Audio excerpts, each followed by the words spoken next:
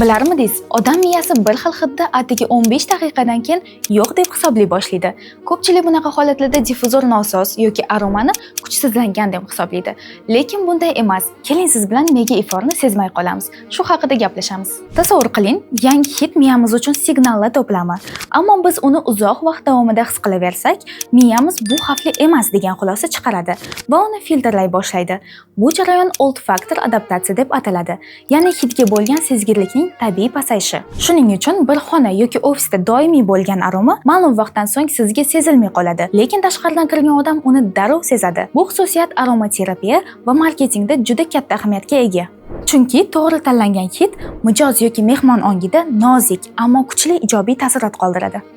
Demak, hidni sezmay qo'yish aromaning yo'qolganidan emas, balki miyangiz uni do'st sifatida qabul qilib, ortiqcha signal sifatida filtrlagandan bo'ladi.